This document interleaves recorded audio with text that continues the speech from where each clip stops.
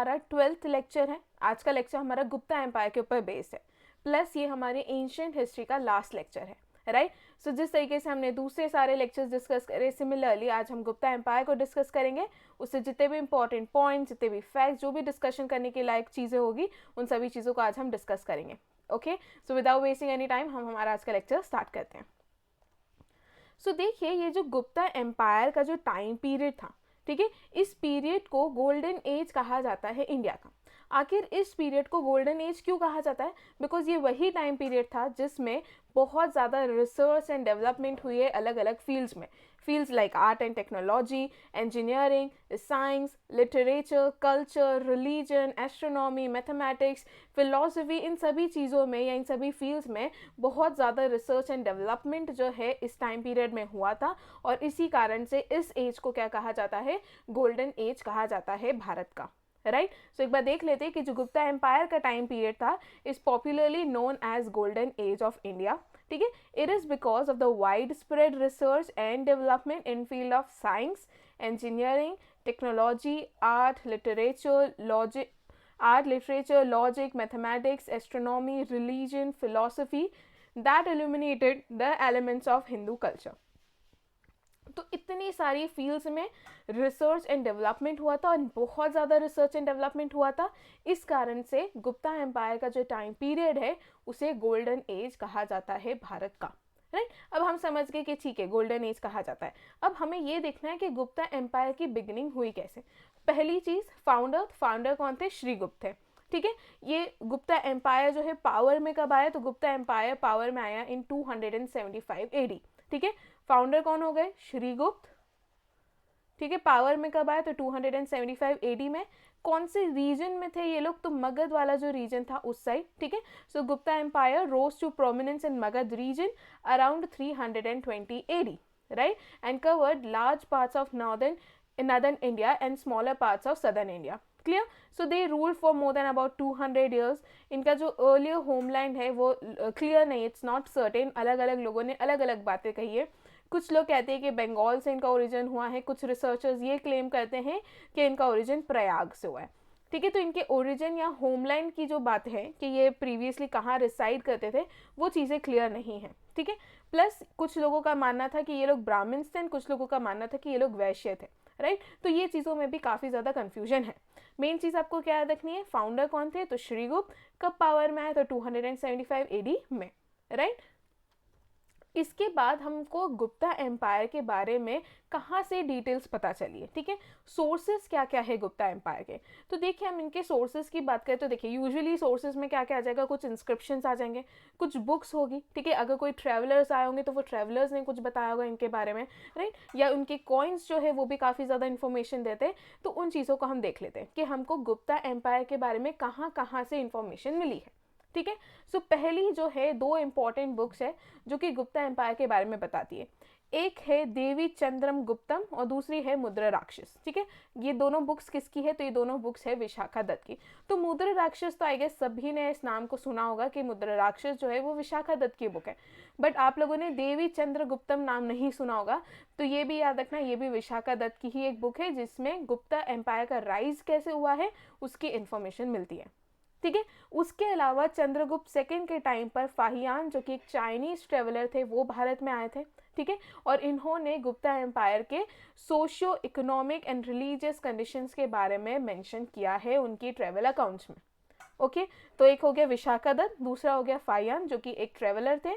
उसके अलावा Allahabad pillar inscription, ये बेसिकली समुद्रगुप्त के बारे में सारी इंफॉर्मेशन देता है, ठीक है। इलाहाबाद पिलर इंस्क्रिप्शन को प्रयाग प्रशस्ति भी कहा जाता है। यहाँ से कौन से रूलर की इन्फॉर्मेशन मिली है? तो समुद्रगुप्त के बारे में इन्फॉर्मेशन मिली है, ठीक है। इट इज़ बेसिकली यूलॉजी मतलब एक स्पीच जहाँ पर आप किसी के बारे में प्रेज कर रहे हो, किसी के अचीवमेंट्स के बारे में बता रहे हो। तो इलाहाबाद पिलर इंस्क्रिप्शन में किसके अचीवमेंट्स के बारे में पता चला है? समुद्रगुप्त के बारे में। और ये इंस्क्रिप्शन जो है was issued by his court poet जिनका नाम है हरि सेन, ठीक है। ये वाली चीज़ भी एक आप लोग याद रखना। उसके अलावा जिस तरीके से इलाहाबाद पिलर इंस्क्रिप्शन समुद्रगुप्त के अचीवमेंट्स के बारे में बताता है, सिमिलरली मेहरौली पिलर इंस्क्रिप्शन जो है वो चंद्रगुप्त वन के अचीवमेंट्स के बारे में बताता है, ठीक है। दो मेन पिलर इंस्क्रिप्शन है, एक इलाहाबाद पिलर इंस्क्रिप्शन जिसे प्रयाग प्रशस्ति भी कहा जाता है, ये किसकी इंफॉर्मेशन देता है, तो समुद्रगुप्त की अचीवमेंट की इंफॉर्मेशन देता है। And second is Mehrauli pillar inscription, and जो मेहरौली पिलर इंस्क्रिप्शन है वो चंद्रगुप्त वन की अचीवमेंट की इंफॉर्मेशन देता है, ठीक है। इसके अलावा इनके कॉइन्स भी इनके बारे में बहुत कुछ बताते हैं, ठीक है। जैसे कि इन लोगों ने क्या टाइटल्स ले रखे थे, कौन कौन से रूलर्स थे, किसी को रिस्टोरर ऑफ अश्वमेध भी कहा गया, तो वो चीज़ भी इसमें बताई गई है, जिसके बारे में हम आगे डिस्कस करेंगे। यहाँ तक चीज़ समझ में आई कि क्या है इनके सोर्सेस, तो विशाखा दत्त की दो बुक्स, देवी चंद्रगुप्तम, उसके अलावा मुद्रा राक्षसम, उसके अलावा फाहियान जो कि एक ट्रैवलर थे, एक चाइनीज ट्रैवलर थे, उनकी बुक से उनके ट्रैवल अकाउंट से इन्फॉर्मेशन मिली है। Allahabad and Mehrauli pillar inscription एक समुद्रगुप्त के बारे में बताता है और दूसरा चंद्रगुप्त वन के अचीवमेंट्स के बारे में बताता है, बाकी इन्फॉर्मेशन इनके कॉइन से जो है मिली है। ओके,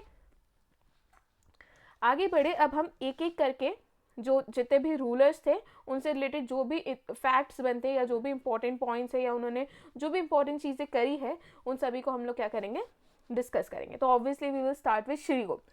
श्रीगुप्त के बारे में आपको मेन चीज़ याद रखनी है कि ये फाउंडर थे, पहली चीज़, और दूसरा इन्होंने एक टाइटल जो है होल्ड करा था, उस टाइटल का नाम आप लोगों को याद रखना है, और वो टाइटल था महाराजा, ठीक है। सिर्फ ये दो चीज़ें आप लोगों को याद रखनी। पहली चीज़, फाउंडर ऑफ गुप्ता डायनेस्टी वो श्रीगुप्त, और उन्होंने टाइटल एज्यूम करा था महाराजा का। इनफैक्ट जो स्टार्टिंग के दो रूलर्स थे दोनों ने महाराजा टाइटल एज्यूम करा है, इससे भी क्वेश्चन एग्जाम में बन चुके हैं। तो श्रीगुप्त को सक्सीड करने वाले जो थे उनके पुत्र थे जिनका नाम था घटोत्कच गुप्त, इन्होंने भी महाराजा टाइटल को अज्यूम करा था। बस इन दोनों के बारे में आपको यही पॉइंट्स या यही फैक्ट्स याद रखने। क्लियर। नाउ घटोत्कच के बाद आते हैं चंद्रगुप्त वन, ठीक है। चंद्रगुप्त वन इसलिए इंपॉर्टेंट हो जाते हैं, पहली चीज इन्होंने एक गुप्ता एरा जो है स्टार्ट करा था, ठीक है। और ये गुप्ता एरा इन्होंने स्टार्ट करा था जो कि 319 एडी आपको देखने को मिलेगा या फिर 320 एडी आपको देखने को मिलेगा, ठीक है। तो चंद्रगुप्त वन का पहली चीज ये हो गई। दूसरी चीज, he was son of Ghatotkacha, ठीक है, ये तो पता ही है हमें। प्लस इन्होंने मैरिज अलायंसेस के थ्रू बहुत ज़्यादा गुप्ता एम्पायर का एक्सपेंशन करा था, और ऐसा कहा जाता है कि रियल जो गुप्ता एम्पायर है उसकी बिगनिंग चंद्रगुप्त वन के टाइम से ही हुई थी, ठीक है। तो पहली चीज आपको क्या याद रखनी, इनका टाइटल, इन्होंने महाराजा धीराज टाइटल को अज्यूम करा था, ठीक है। प्लस इन्होंने गुप्ता एरा स्टार्ट करा था 319 या 320 एडी में। इन्होंने एक लिच्छावी प्रिंसेस थी जिनका नाम था कुमारा देवी, उनसे इन्होंने शादी करी थी। बेसिकली मैरिज या मैट्रिमोनियल अलायंसेस के थ्रू इन्होंने अपने पावर का या अपने एम्पायर का क्या करा था, एक्सपेंशन करा था, ठीक है। तो उन्होंने अपनी पोजीशन को स्ट्रेंथन किया था बाय मैट्रिमोनियल अलायंसेस, जिसमें उन्होंने एक लच्छावी की जो प्रिंसेस थी जिनका नाम है कुमारा देवी, उनके साथ उन्होंने शादी करी थी, ठीक है। So he married Kumara Devi, a princess of Licchavi clan, and added to power and prestige of Gupta family. उसके बाद he was the first king जिन्होंने अपनी क्वीन के नाम के साथ जो है कॉइन्स इशू करे थे, ये भी पूछा जा सकता है क्वेश्चन, ठीक है। He issued coins in joint name of his queen and himself, ठीक है। Plus he was successful in building a small principality into great kingdom. इसलिए मैं कह रही हूँ कि गुप्ता एम्पायर के फाउंडर भले ही श्रीगुप्त है, बट फाइनली गुप्ता एम्पायर को किंगडम में कन्वर्ट करने वाले जो पर्सन थे वो थे चंद्रगुप्त वन। तो ये वाली बात आप इनके बारे में याद रखना, ठीक है। इनके एम्पायर में कौन कौन से एरियाज थे प्रेजेंट, तो यूपी था, बंगाल था, plus parts of modern Bihar with Pataliputra as its capital. तो याद रखना गुप्ता एम्पायर की कैपिटल क्या थी, पाटलिपुत्र थी, ठीक है। So is considered as the first great king of Gupta empire, right. अभी तक क्या समझे आपको, दो तीन चीजें याद रखनी। पहली चीज, महाराजा धीराज की उन्होंने क्या करी थी, टाइटल जो है अज्यूम करा था, ये चीज याद रखनी है। दूसरा, इन्होंने क्या करा था, गुप्ता एरा स्टार्ट करा था 319 और 320 एडी में इन्होंने गुप्ता एरा स्टार्ट करा था। इन्होंने मैट्रिमोनियल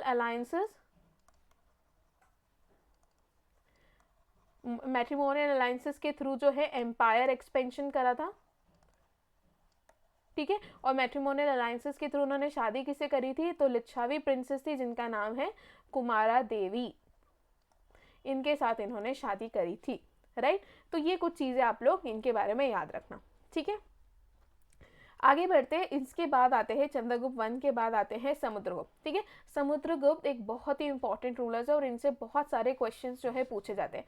पहली चीज, इनको इंडियन नेपोलियन जो है कहा गया था बाय वी ए स्मिथ। ठीक है, इनको इंडियन नेपोलियन इसलिए कहा गया था बिकॉज इन्होंने जितने भी एक्सपीडिशंस करे थे उन सभी को उन्होंने सक्सेसफुली कंप्लीट करा था। मतलब इनके जितने भी एक्सपीडिशन थे सब सक्सेसफुल एक्सपीडिशन थे, वो अपने किसी भी एक्सपीडिशन में हारे नहीं थे। इसलिए वी ए स्मिथ करके एक हिस्टोरियन है, उन्होंने समुद्रगुप्त को इंडियन नेपोलियन कहा है। ठीक है, दूसरी चीज मैं आपको बता चुकी हूँ स्टार्टिंग में ही कि इलाहाबाद पिलर इंस्क्रिप्शन, जिसे प्रयाग प्रशस्ति भी कहा जाता है, वहां से समुद्रगुप्त के अचीवमेंट, उनके कॉन्क्वेस्ट के बारे में इंफॉर्मेशन मिलती है। ठीक है, ये इंस्क्रिप्शन जो है वॉज इशूड बाय या was compose by his court poet जिनका नाम है हरि सेन। ठीक है, इंस्क्रिप्शन कौन सी लैंग्वेज में था, तो संस्कृत लैंग्वेज में था। क्लियर। सो दूसरी चीज मैंने आपको कहा था कि कुछ लोगों के कॉइन्स पर अलग अलग चीजें लिखी गई थी, उसी तरीके से समुद्रगुप्त के कॉइन पर लिखा गया था कि ही वॉज रिस्टोरर ऑफ अश्वमेध। ठीक है, ये इसलिए लिखा गया था बिकॉज जब इन्होंने अपना साउथ एक्सपीडिशन शुरू करा था एंड सक्सेसफुली उसके एक्सपीडिशन के बाद उन्होंने क्या करा था, आकर एज अ क्योंकि उन्होंने बहुत सारी टेरिटरीज को कॉन्कर कर लिया था, तो उसको सेलिब्रेट करने के तौर पर उन्होंने अश्वमेध यज्ञ जो है, या जिसे हॉर्स सेक्रीफाइस यज्ञ हम कहते हैं, वो उन्होंने परफॉर्म करा था। इस यज्ञ को करने के बाद उन्होंने कुछ कॉइन्स इशू करे थे एंड उन कॉइन्स पे लिखा गया था रिस्टोरर ऑफ अश्वमेध यज्ञ। ठीक है, इसलिए उनके इन मिलिट्री अचीवमेंट्स के कारण उन्हें इंडियन नेपोलियन भी कहा गया। और इंडियन नेपोलियन किसने कहा है, तो वी ए स्मिथ, जो कि एक हिस्टोरियन थे, एक आयरिश हिस्टोरियन थे, उन्होंने इनको इंडियन नेपोलियन कहा है। ठीक है, उसके अलावा इन्होंने दो मेन टाइटल्स जो है अज्यूम करे थे।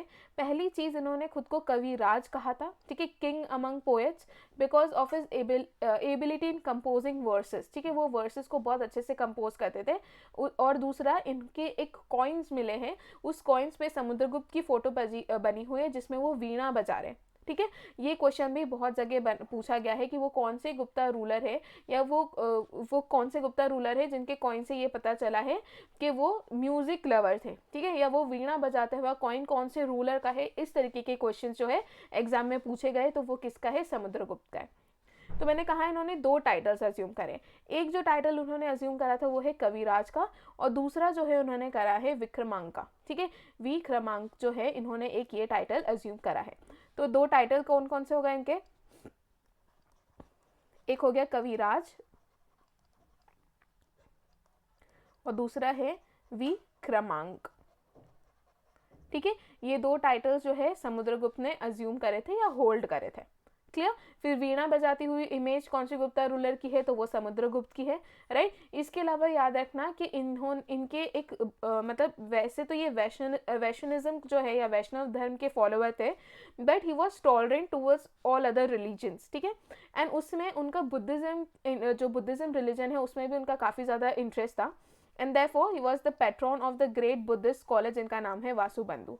ठीक है, इससे भी एग्जाम में क्वेश्चंस पूछे गए कि जो समुद्रगुप्त है वो कौन से बुद्धिस्ट स्कॉलर जो है उनको मानते थे, तो उनका नाम था वासुबंधु। ठीक है, so he was the patron of great Buddhist scholar जिनका नाम है Vasubandhu. Okay, so legends on his coins include epithets. तो देखिए इनके कॉइन्स पर ना अलग अलग तरीके के एडजेक्टिव या अलग अलग वर्ड्स जो है देखने को मिले, जैसे कि हमने एक देख लिया कि रिस्टोरर ऑफ अश्वमेध। ठीक है, उसी तरीके से अप्रतिरथ जो है दैट इज इनविंसिबल, ये वर्ड यूज किया गया है। देन व्याघ्र पराक्रमांग जो है ये वर्ड यूज किया गया है, who is brave as tiger. उसके बाद पराक्रमा जो है जिसे ब्रेव कहा जाता है, ये वर्ड यूज किए गए। तो इस तरीके से अलग अलग लेजेंड्स जो है उनके कॉइन्स में आपको देखने को मिलेंगे। ठीक है, पहला क्या है, अप्रतिरथा। ठीक है, अप्रतिरथा मतलब इनविंसिबल। फिर Vyaghra Parakrama that is brave as a tiger. ठीक है, उसके अलावा पराक्रमा वर्ड सेपरेटली भी यूज किया गया जिसका मतलब होता है ब्रेव। ठीक है, तो कुछ छोटी मोटी चीजें हैं याद रखना। मेन चीजें क्या हो गई, पहली चीज इनको इंडियन नेपोलियन कहा गया, और इनको इंडियन नेपोलियन कहा किसने है, तो वी ए स्मिथ ने। ठीक है, दूसरी चीज इलाहाबाद पिलर इंस्क्रिप्शन समुद्रगुप्त के बारे में इंफॉर्मेशन देता है। ये इलाहाबाद पिलर इंस्क्रिप्शन जिसे प्रयाग प्रशस्ति भी कहा जाता है, this inscription was compose by his court poet जिनका नाम है हरि सेन। ठीक है। उसके अलावा इनके कॉइन्स पर कुछ लेजेंड्स जैसे मिले हैं, दैट इज रीस्टोरर ऑफ अश्वमेध।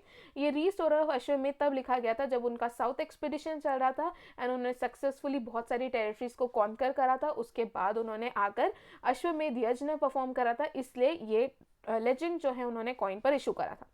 ठीक है। तीसरी चीज, इन्होंने दो मेन टाइटल्स अज्यूम करे हैं, that is Kaviraj and Vikrama. ठीक है, विक्रमांक जो है एंड कविराज, ये दो टाइटल्स किसने होल्ड करे हैं, तो समुद्रगुप्त ने होल्ड करे हैं। ठीक है। वीणा बजाती हुई इमेज एक कॉइन पर देखने को मिली है, वो कौन से रूलर की है, तो वो समुद्रगुप्त की है। ठीक है। He was great patron of Buddhist scholar जिनका नाम है वासुबंधु। ये कुछ इंपॉर्टेंट चीजें हैं जो आप लोगों को समुद्रगुप्त के बारे में याद रखनी है। यहाँ तक चीजें क्लियर है? आगे बढ़ते हैं। समुद्रगुप्त के बाद अब हम डिस्कस करेंगे चंद्रगुप्त सेकंड। ठीक है। मेन चीज पहली के फाहियान सेकंड जो है वो कौन से रूलर के टाइम पर आए थे, ये सबसे पहला क्वेश्चन बन जाता है, तो वो आए थे चंद्रगुप्त सेकंड के टाइम पे। दूसरी चीज आप ये याद रखना कि समुद्रगुप्त जो है उनको सक्सीड उनके एक और पुत्र ने करा था जिनका नाम है रामगुप्त। ठीक है। बट रामगुप्त की ज्यादा इंफॉर्मेशन नहीं मिली है, जो बेसिकली चंद्रगुप्त सेकंड के एल्डर ब्रदर थे। ठीक है। सो रामगुप्त के बाद आते हैं चंद्रगुप्त सेकंड पिक्चर में, राइट। सो इस चीज में कंफ्यूज मत होना, समुद्रगुप्त और चंद्रगुप्त के बीच में एक और रूलर थे जिनका नाम है रामगुप्त, बट उनकी ज्यादा इंफॉर्मेशन नहीं मिली है। Clear? So during the reign of Chandragupta second जो गुप्ता डायनेस्टी थी वो पीक पर पहुंच गई थी। ठीक है। बिकॉज इन्होंने भी सेम मैट्रिमोनियल अलायंसेस या मैरिज अलायंसेस के थ्रू टेरिटरीज को कॉन्क्वेस्ट करना कंटिन्यू रखा था। ठीक है। अंडर दिस मैरिज अलायंसेस या matrimonial alliances the policies they use, इसके अंडर उन्होंने कुबेर नाग जो है, ही मैरिड कुबेर नाग जो बेसिकली एक नाग प्रिंसेस थी। ठीक है। कुबेर नाग और चंद्रगुप्त सेकंड की बेटी हुई जिनका नाम था प्रभावती। एंड हमने आगे वाकाटका डायनेस्टी जब हम पढ़े थे तब मैंने आपको बताया था कि प्रभावती जो है उसकी शादी किससे करवाई गई थी, रुद्रसेन सेकंड से। ठीक है। बट रुद्रसेन सेकंड की डेथ हो जाती है, उसके बाद प्रभावती का जो पुत्र होता है वो काफ़ी छोटा होता है, वो माइनर होता है, इसलिए प्रभावती जो है एज ए रीजेंट जो है वाकाटका डायनेस्टी को रूल करी थी। बट ऐसा कहा जाता है कि वो जो 20 ईयर्स का जो रीन था जो प्रभावती रूल करी थी वो बेसिकली गुप्ता डायनेस्टी ही कहला रही थी। बिकॉज जितने भी डिसीजन वाकाटका डायनेस्टी में लिए जा रहे थे जो कि प्रभावती ले रही थी, बट उसके सपोर्ट कौन कर रहे थे, गुप्ता डायनेस्टी के लोग कर रहे थे। ठीक है। इसलिए चंद्रगुप्त सेकंड जो है ही indirectly controlled the Vakataka kingdom. ठीक है। तो ये वाला पॉइंट भी आप लोग याद रखना। Clear? Plus Chandragupta second is also credited keeping his court में, मतलब चंद्रगुप्त सेकंड जो है उनके कोर्ट में 9 रत्न जो है या 9 जेम्स जो है बैठा करते थे। ठीक है। वो 9 जेम्स और उनके क्या क्या अचीवमेंट्स है, क्या क्या काम करे हैं, हम नेक्स्ट स्लाइड में डिस्कस करेंगे उसके बारे में। एक बार बता देती हूँ कि 9 जेम्स कौन कौन से थे। तो कालिदास थे, अमर सिंह थे, धन्वंतरी, वराहमिहिर, वरारुचि, घट क्रमांक, शप्रांक, वेताल भट्ट एंड शंकु। ठीक है। ये सब क्या है, कुछ चंद्रगुप्त सेकंड के कोर्ट में नवरत्न बैठते थे, उनके नाम है। क्लियर? इसके बाद चंद्रगुप्त सेकंड ने एक टाइटल अज्यूम करा था, that is Vikramaditya and Simha Vikrama. ठीक है। विक्रमादित्य मतलब who is powerful as sun. तो इन्होंने 2 टाइटल्स होल्ड करे थे। एक क्या है,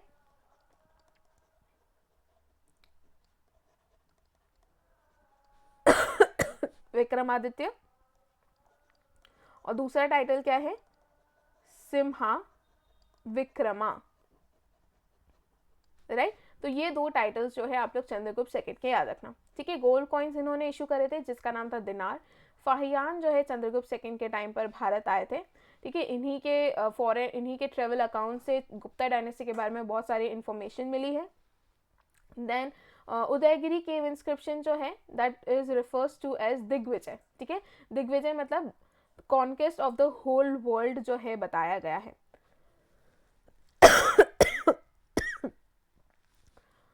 okay, I am sorry. Udayagiri cave inscription में चंद्रगुप्त सेकंड को दिग्विजय कहा गया है। दिग्विजय इसलिए कहा गया है, the one who has conquest the whole world. ठीक है। इस कारण से उनको क्या कहा गया है, दिग्विजय कहा गया है। Right? Now he was the first scholar of Gupta empire जिन्होंने सिल्वर कॉइन्स को लॉन्च करा था। ये वाला एक पॉइंट भी आप लोग याद रखना। So this was all about Chandragupta second. ठीक है। चंद्रगुप्त 1, समुद्रगुप्त एंड चंद्रगुप्त सेकंड, ये तीनों बहुत ज़्यादा इंपॉर्टेंट रूलर्स है when it comes to Gupta empire. अब हम ये देख ले कि एज आई सेड कि चंद्रगुप्त सेकंड जो हैं उनके कोर्ट में 9 रत्न्स बैठते थे, या 9 रत्न्स या फिर 9 जेम्स बैठते थे, ठीक है। उन 9 जेम्स के बारे में एक एक करके चीज़ें पढ़ लेते हैं, ओके। तो पहली चीज़ आप याद रखना, कालिदास। कालिदास की बुक सभी हम जानते हैं, अभिज्ञान शकुंतलम जो है, it is one of the best 100 literary works in the world and also the earliest Indian work to be translated into European languages, ठीक है। अभिज्ञान शकुंतलम जो एक बहुत ही फेमस बुक है कालिदास की, ठीक है, जिसके बारे में हम सभी जानते हैं। उसके अलावा अमर सिम्हा, ठीक है, अमर सिम्हा ने कौन सी बुक लिखी थी, तो अमर सिम्हा ने उनका एक वर्क है जो है अमर कोश, ठीक है। It is a vocabulary of Sanskrit root, ठीक है, एंड इसमें बहुत सारे आपको संस्कृत सिनोनिम्स भी देखने को मिलेंगे, ठीक है। अमर सिम्हा की जो बुक है अमर कोश, इसमें 3 पार्ट्स हैं, ठीक है। It has 3 parts that is containing around 10,000 words, ठीक है। इसी कारण से ये जो अमर कोश है इसे 3 खंड भी कहा जाता है, राइट। तो पहले कालिदास का इंपॉर्टेंट वर्क इज अभिज्ञान शकुंतलम। उसके बाद आते हैं अमर सिम्हा का इंपॉर्टेंट वर्क इज अमर कोश, and Amar Kosh is also known as Trikand, right. इसके बाद आते हैं वराह मिहिर, ठीक है। वराह मिहिर ने 3 इंपॉर्टेंट बुक्स लिखी है, राइट। पहली है पंच सिद्धांतिका, जिसमें आपको एस्ट्रोनॉमिकल सिस्टम्स के बारे में पता चलेगी। दूसरी है Brihat Samhita, it is a great work in Sanskrit language. It deals with a variety of subjects, जैसे कि एस्ट्रोनॉमी हो गया, एस्ट्रोलॉजी हो गया, जियोग्राफी हो गया, आर्किटेक्चर, वेदर, एनिमल्स, मैरिज, ये सारी चीज़ों के साथ डिस्कस करता है, ठीक है। तो पहली क्या है, पंच सिद्धांतिका, दूसरी क्या है, बृहद संहिता, और जो तीसरी बुक है वो है बृहद जातक, ठीक है। Jataka it is considered to be a standard work on astrology, तो एस्ट्रोलॉजी पर एक स्टैंडर्ड वर्क इसको माना गया है, राइट। तो पहली वराह मिहिर की 3 इंपॉर्टेंट बुक्स है, एक है पंच सिद्धांतिका, सेकंड इज बृहद संहिता, और तीसरी इज बृहद जातक, ठीक है। ये 3 इंपॉर्टेंट बुक्स है जो कि आपको वराह मिहिर के बारे में याद रखनी है, ठीक है।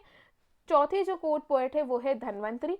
धन्वंतरी जो है इन्हें फादर ऑफ आयुर्वेद कहा जाता है, वेरी इंपॉर्टेंट, ठीक है। Who is considered as father of Ayurveda, तो वो धन्वंतरी को कहा जाता है, क्लियर।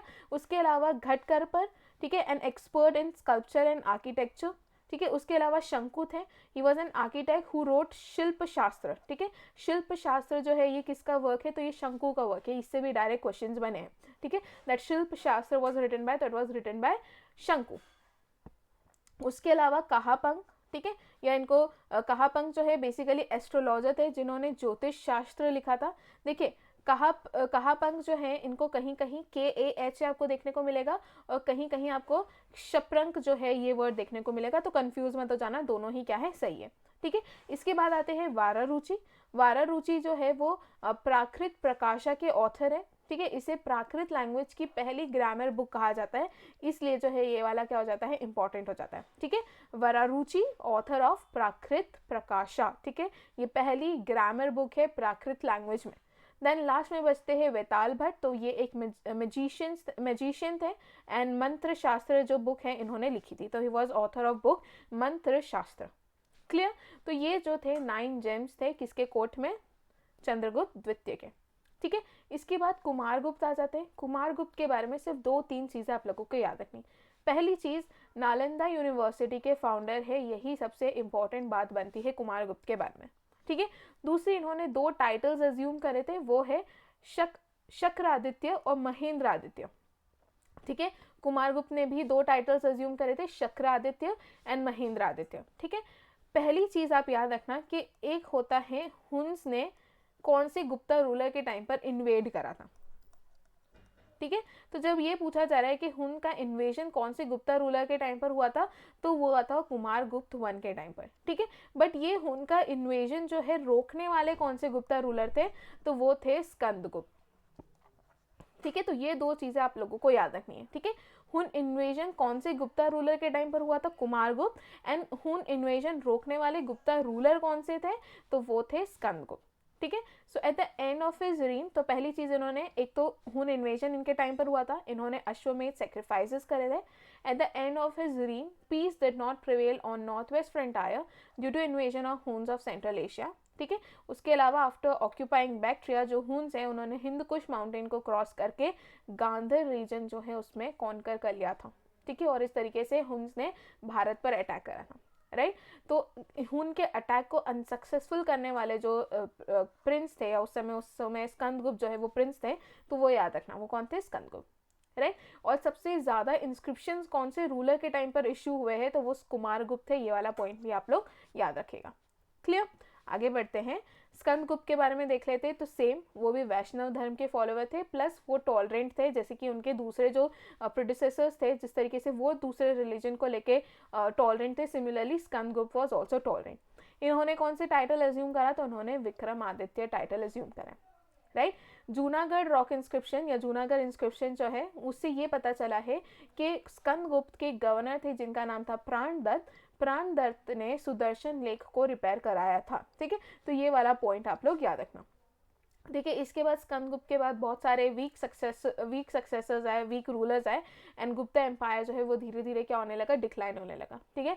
जो लास्ट रूलर थे वो थे विष्णुगुप्त, और विष्णुगुप्त के बाद गुप्ता डायनेस्टी कंप्लीटली खत्म हो गई, because Vishnugupta was not able to save Gupta empire from Hun invasion, ठीक है। यही रीजन था कि गुप्ता डायनेस्टी जो है वो डिक्लाइन होने लगी। उसका सबसे बड़ा रीजन था हुन्स का अटैक। ओके, तो ये क्या थे, कुछ रूलर्स थे जिस और उनके जो भी इंपॉर्टेंट पॉइंट्स थे वो सब हमने देख लिया, ठीक है। अब हम इनकी एडमिनिस्ट्रेशन की बात करें, तो एडमिनिस्ट्रेशन में याद रखना कि जो गुप्ता एम्पायर था उसके 5 एडमिनिस्ट्रेशन जो है यूनिट्स थी, ठीक है। टॉप पर जो था पूरा किंगडम था, ठीक है, और किंगडम के अंडर जो है किंग जो है वो हेड होगा ऑब्वियसली किंगडम का, ठीक है। उसके अलावा था भुक्तीस, या फिर आप उसे प्रोविंसेस भी कहते हैं, ठीक है। भुक्तीस के जो हेड थे उनको उपारिक कहा गया, या जो गवर्नर थे उनको उपारिक कहा गया। उसके बाद है विशेष, और विशेष के जो हेड है उसे ऑब्वियसली विषयपति कहा जाएगा, ठीक है। तीसरी जो यूनिट थी वो थी डिस्ट्रिक्ट, या पैथ, आपको कहीं कहीं नाम देखने को मिलेगा, और इनके जो हेड है उनको पैथपति जो है कहा गया है, राइट। एंड जो सबसे छोटी यूनिट थी वो ऑब्वियसली ग्राम होगी या फिर विलेज होगी, और ग्राम के हेड को ग्रामीणी कहा जाता है। ये इतने समय में हम लोग समझ गए, राइट। तो ये क्या थी, उनकी एडमिनिस्ट्रेशन यूनिट थी। टॉप पे किंगडम, किंगडम के नीचे भुक्तीज में डिवाइडेड थे। उसके बाद विषय से, विषय के जो गवर्नर थे विषयपति। उसके बाद डिस्ट्रिक्ट थे, डिस्ट्रिक्ट के गवर्नर को पैथपति कहा जाता है, ये त है, ठीक है। उसके बाद सबसे जो छोटी यूनिट थी वो ग्राम थी या विलेज थी, और उसके गवर्नर को ग्रामीणी कहा जाता था, ठीक है। इसके बाद इनके कुछ चीफ मिनिस्टर्स जो है उनका नाम देख ले, उनके क्या क्या काम थे वो देख लेते हैं। तो सबसे पहले आते हैं कुमार अमात्य, ठीक है। अमात्य वर्ड से ही हम लोग जानते हैं कि ये लोग जो है, जो प्रेजेंट ब्यूरोक्रेट्स है जो कि एडमिनिस्ट्रेशन का काम करते हैं, उससे हम लोग अंदाजा लगा सकते हैं, राइट। तो कुमार अमात्य जो है वो एपेक्स एडमिनिस्ट्रेटिव ऑफिसर थे, ठीक है। उसके बाद आ जाते हैं महादंड नायक। तो दंड वर्ड से आप लोग समझ जाएंगे, ठीक है। दंड जो है वॉर से रिलेटेड होगा या जस्टिस से रिलेटेड, जो भी हाईएस्ट ऑफिसर होगा उसको कहा जाएगा। उसके बाद आता है दंड पाशिक, ठीक है। जो सुप्रीम पुलिस ऑफिसर हैं उनको दंड पाशिक कहा जाता है, ठीक है। यहाँ पे वर्ड यूज किया गया है महा, ठीक है। सो जस्टिस का जो ऑफिसर होगा वो ऑब्वियसली पुलिस ऑफिसर से तो ऊंची पोस्ट पर होगा, तो उससे आप लोग याद कर लेना, ठीक है। उसके बाद है महासंधि विग्रहिका, ठीक है। यहाँ पे वर्ड निकालो संधि। संधि जो है हम लोग कब करते हैं, जब भी वॉर लाइक सिचुएशन होती है, उसके बाद जब पीस ट्रीटी होती है उसी टाइम पे संधि की जाती है ना। संधि मतलब आप पीस ट्रीटी उसे कह सकते हो कि हमने संधि कर ली है, हम दोनों लोग वॉर में अब वॉर नहीं करना चाहते, हम पीस ट्रीटी साइन करना चाहते हैं, तो आप उससे याद कर सकते हो महासंधि विग्रहिका मतलब supreme officer of peace and treaty, ठीक है। उसके बाद आ जाएगा महाबल अधिकारी, right, highest officer of army. बल से याद रखना, सबसे ज्यादा बल जो है किसमें होता है, तो आर्मी में होता है। इसके बाद बचता है Agraharaka, is the highest officer of charity department, right. तो ये कुछ चीफ मिनिस्टर्स है गुप्ता एम्पायर के टाइम के, इन सभी को याद रखना है, इनसे डायरेक्ट क्वेश्चन बनते हैं, राइट। उसके अलावा नोट, एक इंपॉर्टेंट फैक्ट है जो आप लोग याद रखना, गुप्ता एम्पायर के टाइम पर एक अलग क्लास जो है उसका राइज देखने को मिला था। उस क्लास का नाम था कयस्थ, ठीक है। एक नई क्लास जो है उसका ओरिजिन हुआ था, नाम क्या था, कयस्थ, गुप्ता एम्पायर में। बेसिकली इनका काम जो था लेखा जोखा करने का, जो भी अकाउंट्स है, जितने भी रुपए खर्च हो रहे हैं उसका प्रॉपर एक स्टेटमेंट बना के रखना, एक रिकॉर्ड करके रखना, वो इन लोगों का काम था। इनको पहली बार जो है यज्ञवाल की स्मृति में मेंशन किया गया है, ठीक है। इतनी चीज आप लोग यहाँ से याद रखना। इकोनॉमी की बात करें तो इकोनॉमी में मेन चीज़ याद रखना, जिस तरीके से मौर्यन एम्पायर के टाइम पर जो लैंड रेवेन्यू था वो 1/4 से 1/6 ऑफ द प्रोडक्शन था, सिमिलरली गुप्ता एम्पायर में भी लैंड रेवेन्यू 1/4 से लेकर 1/6 ऑफ द प्रोडक्शन था। ठीक है, यहाँ पर आपको कुछ सही तरीके की लैंड जो है जो याद रखना है, जैसे कि अरिया जो है वो कल्टिवेबल लैंड को कहा जाता है, वास्तु कहा जाता है हैबिटेबल लैंड को, pasture land livestock land को, जहाँ पर आप जानवर को रख सकते हो, पास्चर करवा सकते हो। सील जो है वो उस लैंड को कहा जाता है जहाँ पर जिसको आप कल्टीवेशन के लिए यूज़ नहीं कर सकते। एंड अपराहात जो है वो बैरन लैंड्स को कहा जाता है। तो ये कुछ टर्म्स भी आप लोगों को याद रखने हैं जो कि इंपॉर्टेंट है। क्लियर? इसके अलावा रिलीजन की बात करें तो वैष्णव, हमने देख लिया कि जितने भी रूलर्स थे सब वैष्णव धर्म को फॉलो करते थे, दो वो दूसरे रिलीजन को लेके काफ़ी ज़्यादा टॉलरेंट थे। ठीक है, बाकी पूरी जो गुप्ता एम्पायर है उसमें सब जो है वैष्णवाइट थे, राइट। इसके अलावा स्टेट एम्बलम याद रखना गरुड़।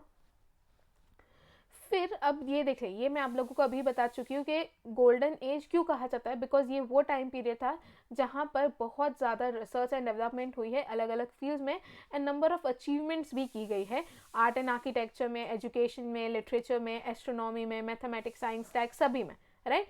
और देखिए, it also saw the unification of Indian subcontinent under the political structure as has been discussed above, right? So the following are the major developments in India जो कि आपको Gupta time पर देखने को मिलेगा। सबसे पहले आ जाते हैं आर्यभट्ट। ठीक है, वेरी इंपॉर्टेंट पर्सन। पहली चीज़ हम सभी जानते हैं कि मैथमेटिशियन एंड एस्ट्रोनॉमर थे। ठीक है, जीरो जो है कंसेप्ट भी आर्यभट्ट ने इंट्रोड्यूस करा था, पाई की वैल्यू तक आर्यभट्ट ने बताई थी। आर्यभट्ट ने और क्या बताया था, उन्होंने ये बताया था कि अर्थ जो है या धरती जो है वो फ्लैट नहीं है। ठीक है, फिर उन्होंने क्या बताया था कि अर्थ जो है rotates around its own axis और वो सन के अराउंड रिवॉल्व करता है, ये बात भी उन्होंने बताई थी। एंड सन और अर्थ के बीच का एग्जैक्ट डिस्टेंस भी आर्यभट्ट ने बताया था। सो दिख रहा है ना, साइंस और टेक्नोलॉजी में, साइंस में कितना ज़्यादा डेवलपमेंट हुआ था इस टाइम पे, मैथमेटिक्स में डेवलपमेंट देखने को मिल रहा है। तो वही एक रीज़न था जिस कारण से गुप्ता एज को क्या कहा जाता है, गोल्डन एज कहा जाता है, राइट। उसके अलावा जो प्रेजेंट नंबर सिस्टम है विद 10 एज द बेस, वो भी इसी टाइम पर डेवलप हुआ था। ठीक है, शक्ति कल्ट एमर्ज हो गया था। यहाँ पर सेक्रीफाइस जैसी चीज़ जो है लोग पीछे भूल गए थे। वेदास में जिन सेक्रीफाइस को बहुत ज़्यादा इंपॉर्टेंस दी जाती थी, राइट, वो सेक्रीफाइस चीज़ को लोग भूल कर भक्ति और पूजा जैसे कंसेप्ट में लोग जो है आगे बढ़ने लगे। तो ये कंसेप्ट भी हमको गुप्ता एम्पायर के टाइम पे ही देखने को मिला है। और हिंदू रिलीजन जो है काफ़ी ज़्यादा फ्लरिश हुआ था इनके टाइम पे। इसके अलावा तांत्रिज्म एंड ऑकल्ट प्रैक्टिसेस जो है उसका ओरिजिन इस पीरियड से आप ट्रेस कर सकते हो। ठीक है, फिर बुद्धिज्म एंड जैनिज्म रिलीजन को लेकर, दूसरे जो भी रिलीजन थे उनको लेकर गुप्ता टॉलरेंट थे, बट जो एम्पायर था वो वैष्णव धर्म को काफ़ी ज़्यादा मानता था। उसके अलावा वराह मिहिर की बात करें तो वराह मिहिर क्या थे, एस्ट्रोनॉमर थे एंड एन एस्ट्रोलॉजर। और उन्होंने एक बुक लिखी है जिसका नाम है बृहद संहिता। हम इनकी 3 बुक्स के बारे में पढ़े हैं। ठीक है, तीनों बुक्स आप लोगों को याद रखनी है। उसके अलावा चेस, ठीक है, जिसे चतुरंग कहा जाता था उस समय, वेरी इंपॉर्टेंट। चेस का ओरिजिन जो है वो भी गुप्ता एम्पायर से ट्रेस किया जा सकता है। ठीक है, ये वाला पॉइंट बहुत ही ज़्यादा इंपॉर्टेंट है। ठीक है, चेस जिसे चतुरंग कहा जाता है is believe to have originated during this era itself. ठीक है, चतुरंग refers to the 4 divisions of the army, that is the pawn, the knight, the bishop and the rook, that is the elephantry। ठीक है, तो ये कुछ important चीज़ें हैं जो आप लोग याद रखना। अब लिटरेचर की बात करें तो लिटरेचर में ऑलरेडी आपको बहुत सारे जो 9 जेम्स की बुक्स बता चुकी हूँ। ठीक है, उसके अलावा दूसरी और बुक्स हैं जो आप लोगों को याद रखनी, वो और बुक्स हम अभी डिस्कस कर लेते हैं। जैसे कि कालिदास की, मैं आप लोगों को कालिदास की बुक बता चुकी हूँ। एक है कुमार संभव, ठीक है, दूसरी है मालविका अग्निमित्र, मेघदूत और ऋतु संहार। ठीक है, और शंकुतला। ठीक है, ये कुछ बुक्स है जो कि अभिज्ञान शकुंतलम है एक्चुअली ये।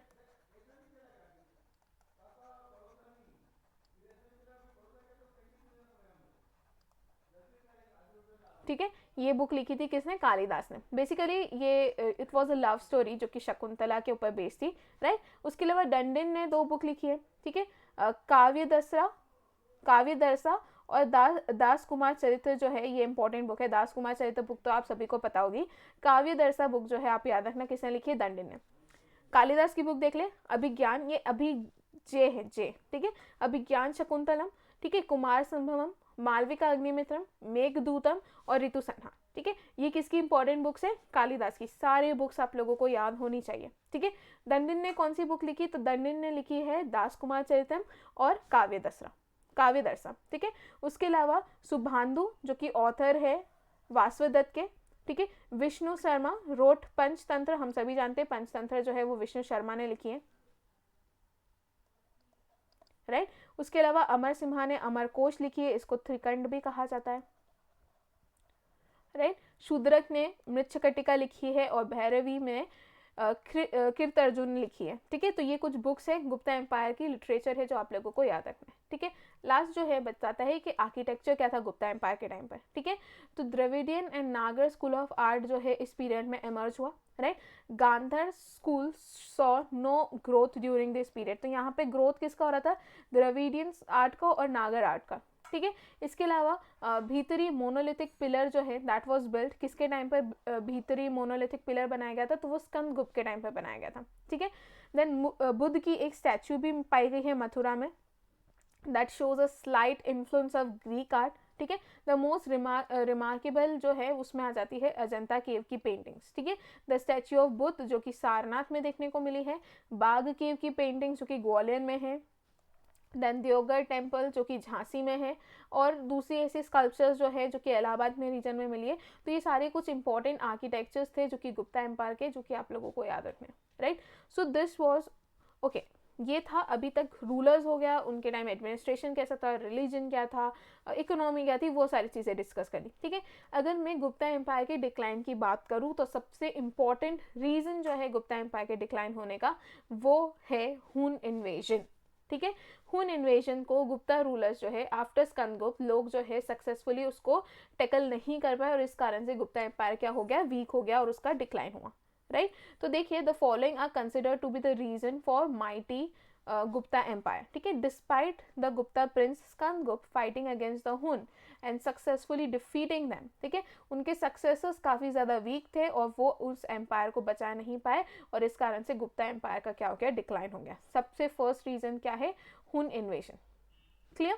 बहुत सारी फ्यूडेटरीज जो है इसके बाद दे अरोज एंड वो गुप्तास के ऊपर थोड़ी भारी पड़ गई। ठीक है, जो लेटर गुप्ता रूलर्स थे वो लोग जो गोल्ड कॉइन्स यूज़ करते थे उसमें गोल्ड की अमाउंट जो है बहुत ज़्यादा कम हो गई। ठीक है, जिससे ये पता चलता है कि गुप्ता एम्पायर के जो लास्ट के जो लेटर रूलर्स थे उस समय इकोनॉमी में इतना ज़्यादा डाउनफॉल हो गया कि उन्होंने गोल्ड की मात्रा जो है गोल्ड कॉइन में रिड्यूस कर दी थी, right. So the Gupta lost major parts of western India, hence losing upon a lot of revenue from trade and commerce, जिससे इकोनॉमिक डाउनफॉल मेन देखने को मिला। और जो लैंड ग्रांट्स थे made for religious as well as other purposes, they combined with reduction in revenue. ठीक है, that hit the royal treasury very hard. तो ये भी एक रीज़न था गुप्ता एम्पायर की डिक्लाइन होने का। ठीक है, मेन सबसे इंपॉर्टेंट वॉज हुन इन्वेजन।